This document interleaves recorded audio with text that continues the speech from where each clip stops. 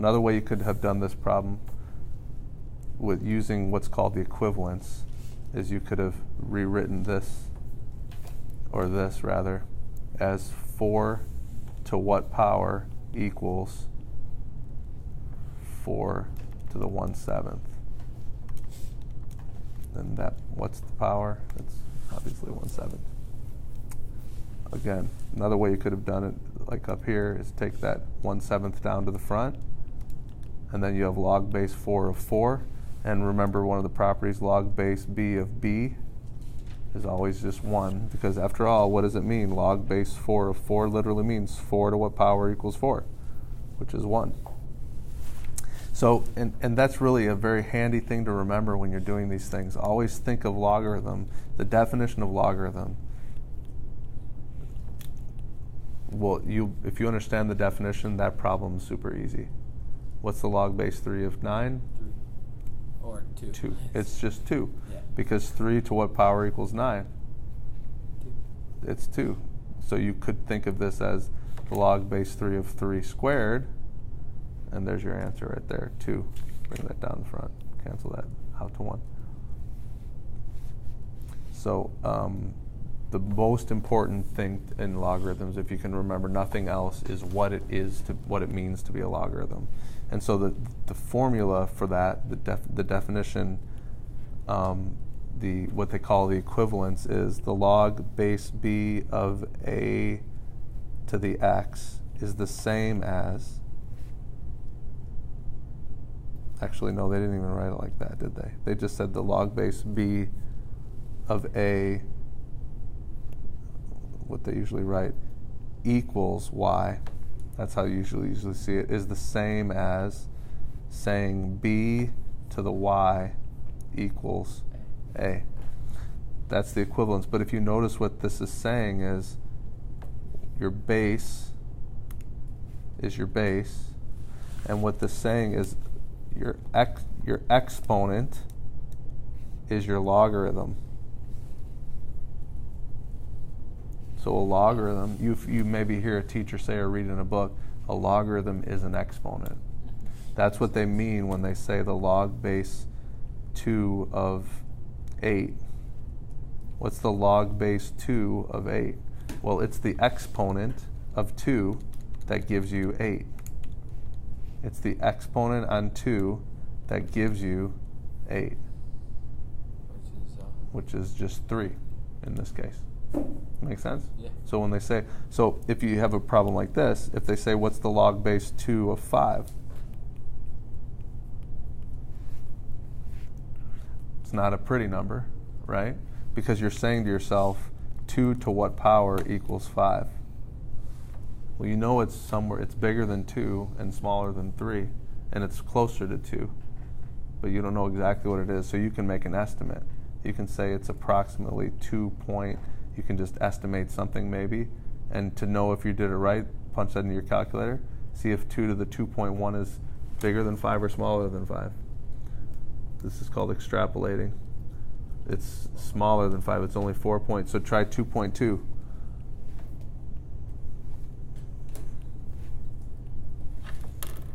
Still smaller. Try 2.3.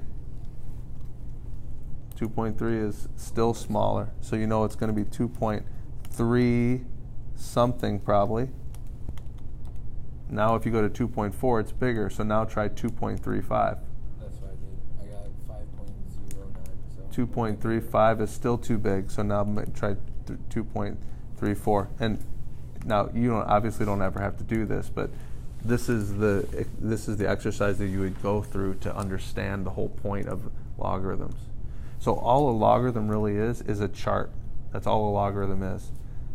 Mathematicians decided it would be valuable to have a chart of values so we can find the logarithm of numbers for different bases. But literally all your calculator has right now is a chart of log values in it. It has tons of data. Now that calculators are more powerful, back in the day, they used to only have log base E, which is ln, and log base 10, which is the log button on your calculator. But now you can find pretty much any logarithm by just punching in your calculator, because your calculator knows how to make the conversion. It really has this chart in there and that chart in there, but now it uses a formula to convert from, let's say, log base 3. Let's do this one. What's the log base 2 of 5? Well, the log base 2 of 5, remember the change of base formula, it says it's the log of 5 over the log of 2. Punch in your calculator log 5 divided by log 2. log 5, parentheses, make sure you put parentheses. Nope, not 5 over 2. Log 5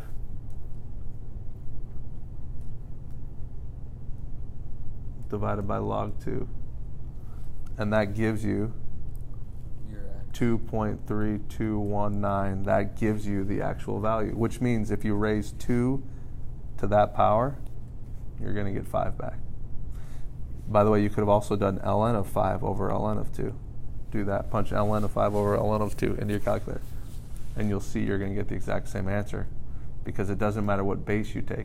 When you change the base, it doesn't matter what base you take. So what is the difference between log and ln? So log is just log base 10.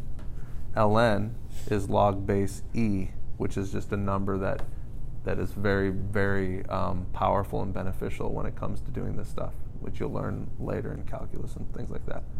So what's the reason that they did ln and log base 10? Well, because 10 is the most common base for most people. 10 to the right decimal system. Our decimals are in base 10. So they do a log base 10 because it makes sense. And natural log is because in nature, things like exponential decay and exponential growth happens logarithmically. With a base of e. And when you take limits of things, like a limit of compounding interest, for instance, in a bank, all of those things, when you find those, basically, you won't understand it yet, but basically, e is a number, kind of like pi. Where did pi come from?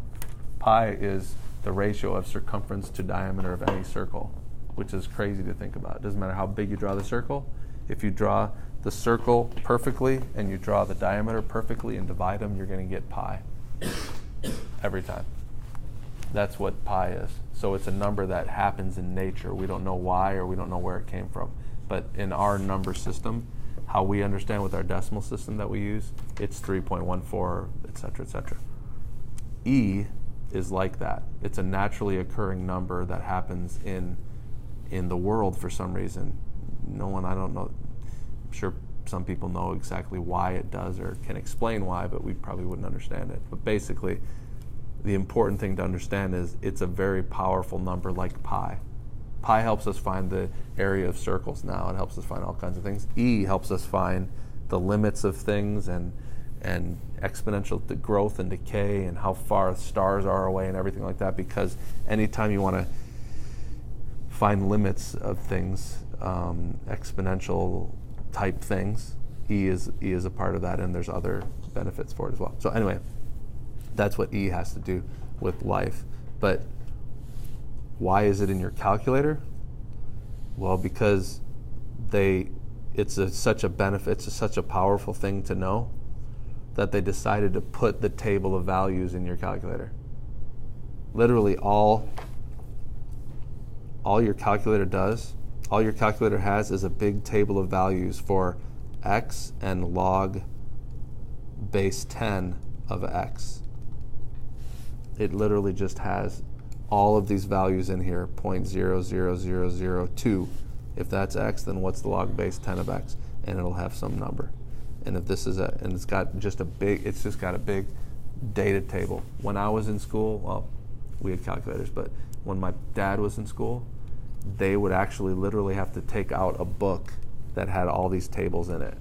And when they wanted to find the log base 2 of 5, they would have to find the log of 5 on their table and the log of 2 and divide it.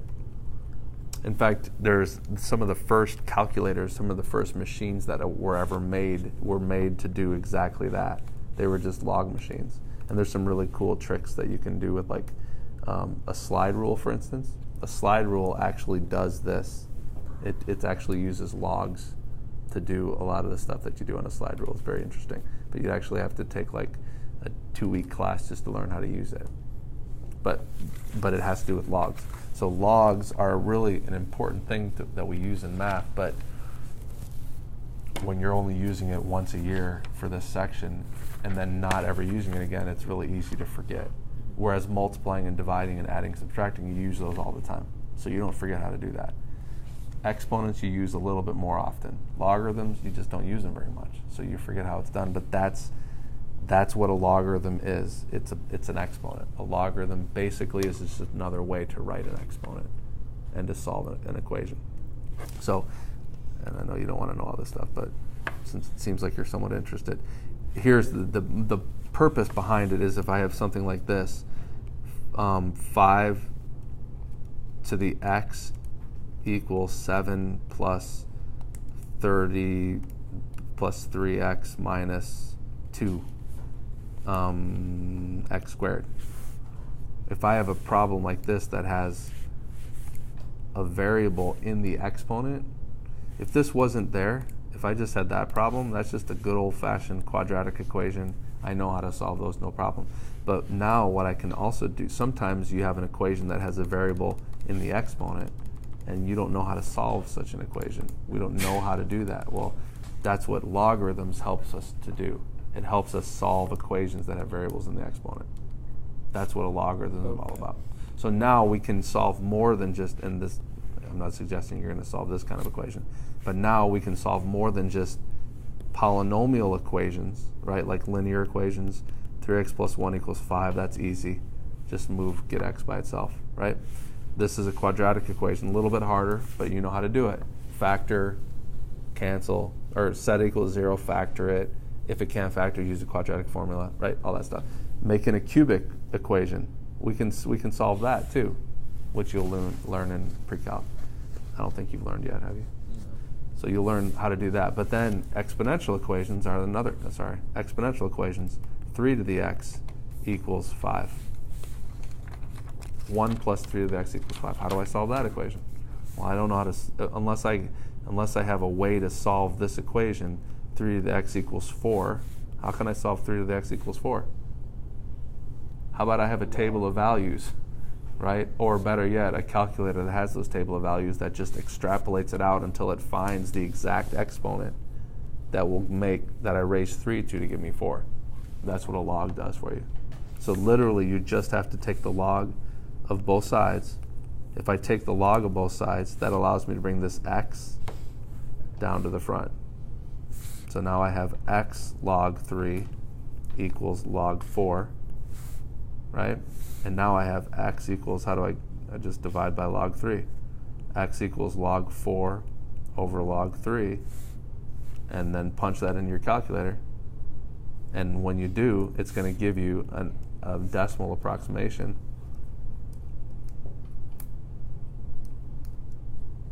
of what?